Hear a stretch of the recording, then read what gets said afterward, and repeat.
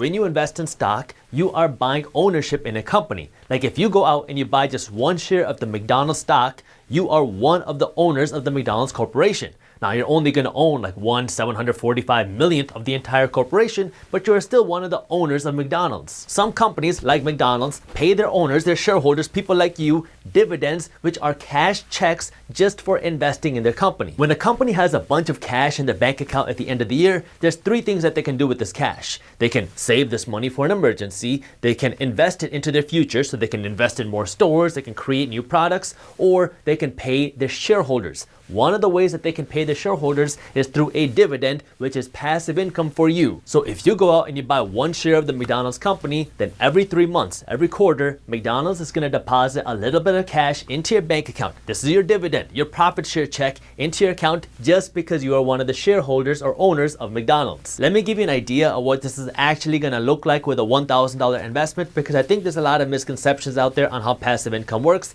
because you have all these people on Instagram and Facebook talking about, hey, here's how you can make $10,000 a month in passive income by doing nothing in 60 days. That's a big lie, by the way. So let's go over how passive income really works. McDonald's pays a 2.4% dividend yield. That means if you deposit $1,000 into the McDonald's company today, over the next year, you can expect to make about $24 in passive income from McDonald's. IBM pays a 5.5% dividend yield, which means if you deposit $1,000 into IBM over the next year, you can expect to make something like $55 in passive income. And AT&T, at the time of me recording this video, is paying a 7% dividend yield, which means if you invest $1,000 into AT&T, the company, they will pay you about $70 in passive income over the next year. Now, $24 or $70 is not life-changing money. This is not going to buy you that dream car or that fancy vacation or that private jet that everybody's talking about on social media, but it's a start. $24 is better than no money, because if you didn't invest this money in McDonald's and you spent this $1,000 at McDonald's, you would be left with nothing except a very bloated stomach, right? But if you're investing this money into the McDonald's company,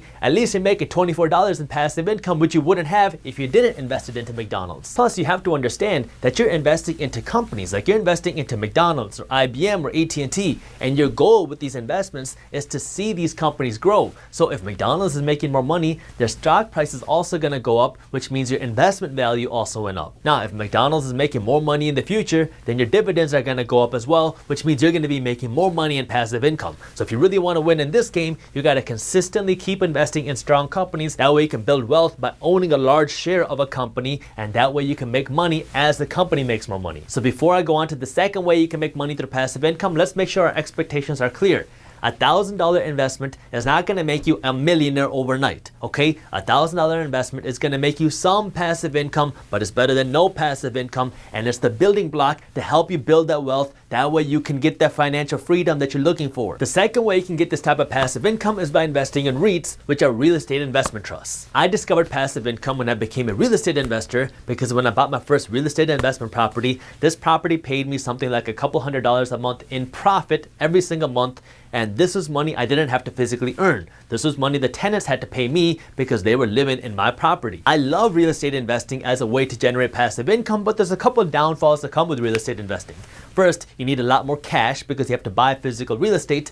And second, you have to deal with tenants. If you're investing in real estate, you're going to have tenants that slip and fall while they're taking a shower, and then they're going to sue you because they will say that the bathtub was too slippery when it was wet. This has happened to me. If you invest in real estate, you are going to have tenants who are cutting cucumbers on their countertops, and then they're going to call you crying because they missed the cucumber and they slashed the countertop, and they're going to demand that you buy them a new countertop. That has also happened to me. Now, you can hire a property manager. That way you're not super hands-on involved in your real estate investments. But if you don't want to deal with the headache of investing and owning your own real estate properties, the next best thing is by investing in a REIT, a real estate investment trust, because now you're investing in a company that invests in real estate. The interesting thing about REITs for you is that they are required by law to follow something called the 90% rule, which says that they have to distribute 90% of their taxable income to you, their shareholders, through dividends. What that means is now you can go out and invest in a REIT on the stock market. So this REIT is a company that invests in real estate. You invested in this company, and now this company is going to invest in real estate. Now, anytime this company makes money through their rental income, they have to distribute 90% of their profits to you, you through dividends. So if I diagram this out, this is you. I'm gonna draw you a nice mustache. And if you go out and you invest in this REIT is a company that invests in this real estate. Now, this real estate, let's assume this is an apartment complex. These tenants are going to have to pay your REIT, this company, rent, and then this REIT is going to have to pay their expenses and pay their bills, and then out of what money is left, they're going to take 90% of this money and they're going to distribute this money out to people like you, shareholders, through dividends. Let me give you a couple examples so you know what to expect when it comes to returns. I'm not telling you what to invest in this video. I'm just giving you examples. That way you can get an idea of how this type of passive income investing works. And while I'm at it with the disclaimers, I should also tell you that investing has risks. You are never guaranteed to make money when you invest. You might even lose money. So always do your own due diligence and never blindly listen to a random guy on YouTube. SPG is Simon Property Group, and this is a company that invests in a lot of mixed use and major property developments throughout the United States, and they are paying a 6.5% annual yield. So if you invest $1,000 into this REIT, you are going to get $65 back in passive income without doing anything, and you also don't have to deal with any tenant issues because your REIT, the company, is going to deal with that headache. So you're investing in a company that's investing in real estate, and your company is doing all the work and all the headache and all the management stuff with the real estate. You're just getting that passive income. NLY is Annaly Capital Management, and they do something a little bit different. So they don't actually own the physical real estate properties, they own the loans. They invest in commercial mortgage-backed securities, and they pay an 11.5% annual return. So if you go out and you invest $1,000 into NLY, you will make about $115 in passive income while doing nothing while this company does the work. And the bigger the dividends get, the more risk there is. So these are things you want to keep in mind. At this point, what a lot of people start doing is they start Googling how to find the highest dividend yielding stocks, and then they just invest in companies that are paying the highest dividends. As somebody who did that during his college years, let me give you a little bit of a warning. You should never solely make your investment decision based off of what dividend a company is paying, because that dividend yield can be very deceiving.